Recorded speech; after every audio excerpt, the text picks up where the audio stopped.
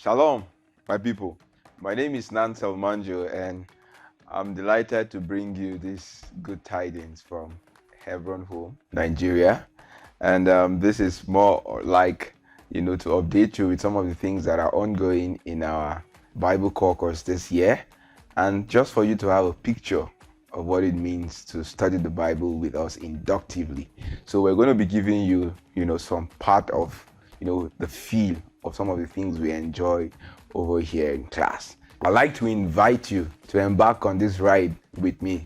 So for this particular series, what we're going to be doing is basically walking you through the key verses of each book of the Pentateuch. So we're going to take Genesis, Leviticus, Number, all the way to Deuteronomy to help you know which verse of this book is the key verse.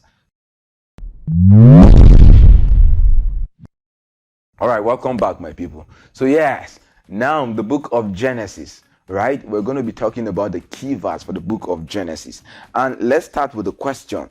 The book of Genesis, what is the key verse for the book of Genesis? Before we go into talking about the key verse of the book of Genesis, let's talk about the word key verse. Why is this so important? Why do we need to talk about key verse, right? So the word key verse was actually derived from part of, the tools that we have in studying the Bible inductively, right? And what it basically do is to help you see that particular verse of the Bible that explain each book of the Bible. So for instance, we know that the Bible is got 66 books, right? So what this key verse does is the verse, that one verse, it can be one, it can be two, it can be three, but that particular verse in that book of the Bible that explains what the book is all about.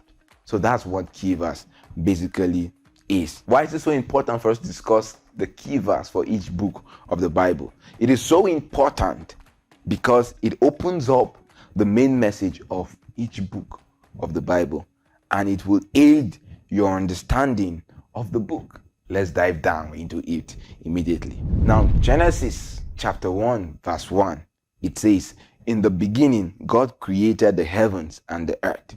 So that's the key verse, for the book of Genesis.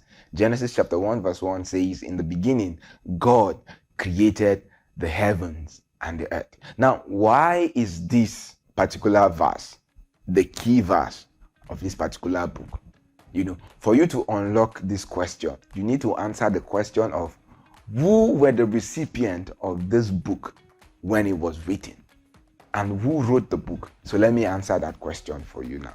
The recipient of this book, as at when it was written, it was the Israelite. And who is the actual author of this particular book? It was actually Moses. And he wrote this book, it was revealed to him at Mount Sinai.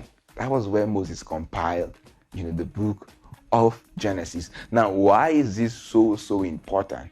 In Exodus, you remember the Lord raised Moses, so that he will get the people of Israelite out of the bondage they had been in Egypt for 430 years. So when they got to Mount Sinai, now this is God reintroducing himself to his people, the Israelite, right? Because again, he said he's going to take them out of Egypt to the land he has promised their forefather, and he's going to establish them in Canaan. But before then, this is God now revealing himself to these people, because these guys that had been in Egypt for 430 years, they had lost their identity. And in Genesis chapter 1 verse 1, it is the God that is basically the creator of the entire universe. He owns the world. And it is very important for you to pick this particular statement, because it's very key. Now, Pharaoh in Egypt is perceived to be like what? A god, right? Pharaoh in Egypt was perceived to be like a god. But you see, for Pharaoh as a god, he does not have the ability to say things, right? And then automatically, his words is able to what? Create, something out of nothing. And then you have all of the things that, this. If the God Pharaoh speaks, he needs people to help him get things done. But for God, he did not need anybody to help him get things done. In the beginning, God created the heavens and the earth. And God said, God spoke everything about this universe into being. So it was a clear distinction between the God of the Egyptians and the God of the Israelites. So you could understand what God is doing to the mindset of these people when he revealed this book. And very, very much important too as well, why this book is so key and this verse is so key to opening, because this book of Genesis gives us the account of creation, how God created the heavens and the earth, and how God created the first man, and how everything came into being. So it is to clear the notion that from when the world began, it wasn't man's idea. It wasn't my idea. It wasn't your idea. It was God's idea. So God is supreme over every other being on earth.